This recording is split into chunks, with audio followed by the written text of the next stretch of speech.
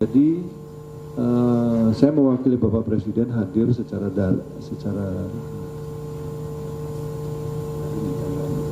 online, itu daring di rapat tersebut.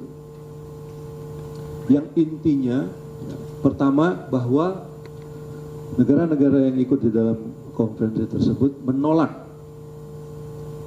segala jenis pemungutan fee atau tol yang bagi kapal-kapal yang lewat di Hormuz. Ya. Karena hal tersebut bertentangan dengan apa yang dikenal dengan freedom of navigation. Selat Hormuz dikuasai Iran. Tapi di situ kan ada Oman.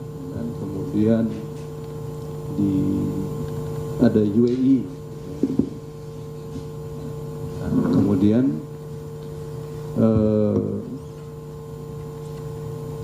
karena ya di beberapa contoh ada praktek-praktek tersebut dilakukan di situ.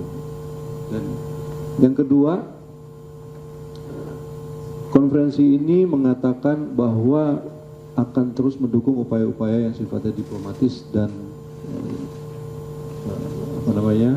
negosiasi politis dalam rangka menyelesaikan ketegangan di situ di Selat Hormuz. Kemudian yang terakhir adalah adanya rencana, tentu saja ini akan disesuaikan dengan hukum internasional yang berlaku ataupun mandat PBB, bahkan waktu itu disampaikan dalam rangka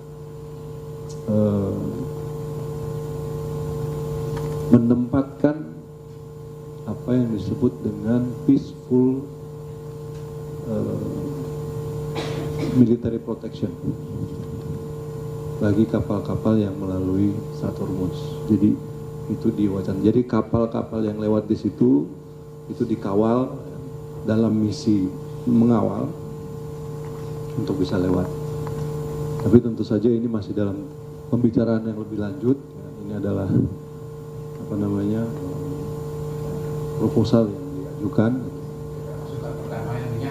perdamaian logistik. Karena bukan cuma minyak yang lewat Selat Hormuz. Yang lewat Selat Hormuz itu berbagai produk. Jadi kurang lebih seperti itu. Normalisasi yang tadi disampaikan, ya tentu saja upaya-upaya di mining juga dilakukan, membersihkan ranjau-ranjau laut yang ada di sekitar Selat Hormuz. Kemudian mengenai KTT 8, ya, KTT D8 yang seyogianya kemarin dilaksanakan di bulan April ini kita tunda karena ada perkembangan dan eskalasi situasi yang juga dialami oleh negara-negara anggota. Jadi nanti kita akan melihat perkembangan situasinya untuk melaksanakan KTT tersebut. Saya kira itu saja. Terima kasih. Baik, Pak Kastaf boleh tambahkan?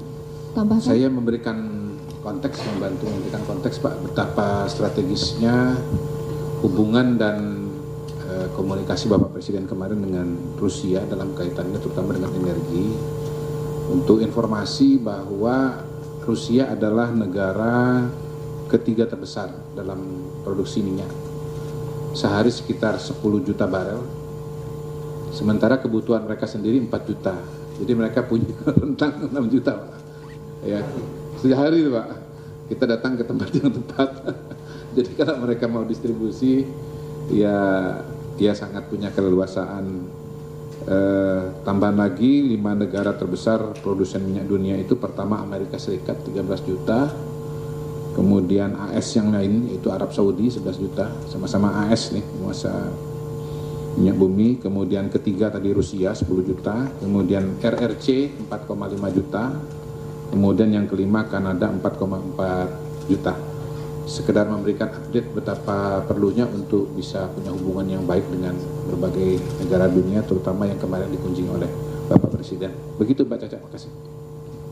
Baik, terima kasih. Sekarang kita ke Ibu Arifah. Ini ada pertanyaan mengenai Undang-Undang PPRT yang baru disahkan. Silakan Ibu.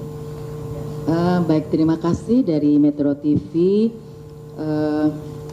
Alhamdulillah kemarin sudah disahkan Undang-Undang Perlindungan Pekerja Rumah Tangga yang mengalami atau prosesnya itu sudah cukup sangat panjang.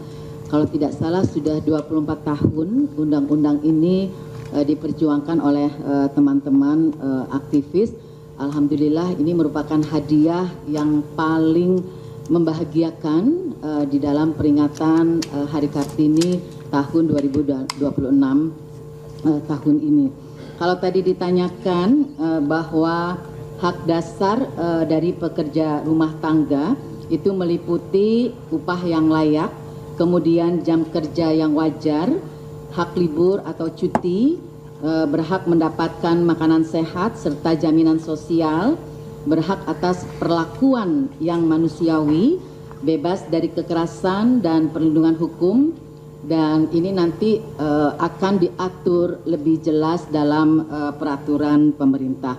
Sesungguhnya Undang-Undang Perlindungan Pekerja Rumah Tangga ini bukan hanya melindungi pekerja rumah tangganya, tetapi juga melindungi pemberi pekerja. Jadi di undang-undang ini bagaimana bahwa PRT ini dianggap sebagai pekerja. Jadi tidak ada istilah majikan dan pembantu. Istilah yang dipakai sekarang adalah pekerja rumah tangga dan pemberi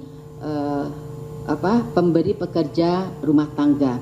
Kemudian tadi ditanyakan perlindungan hukumnya seperti apa. Kita akan melibatkan dalam undang-undang ini akan melibatkan masyarakat sekitar, terutama RT dan RW. Jadi kalau ada persoalan-persoalan terkait dengan pekerja rumah tangga, ini bisa dilaksanakan, dikerjakan oleh lingkup terkecil dari rumah tangga, yaitu atau RT atau RW. Karena di situ akan diatur ketika sebuah rumah atau sebuah keluarga memperkerjakan pekerja rumah tangga, maka wajib dilaporkan kepada RT setempat.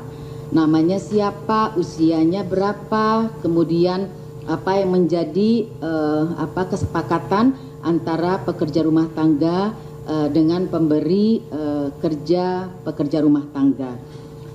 Undang-undang PPRT ini dirancang untuk sejalan dengan mandat internasional dalam memberikan perlindungan bagi PRT.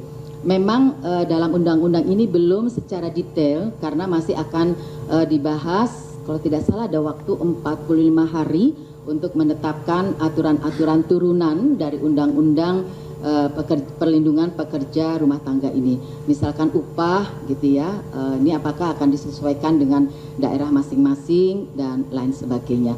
Ini beberapa hal terkait dengan disahkannya Undang-Undang Perlindungan Pekerja Rumah Tangga. Terima kasih.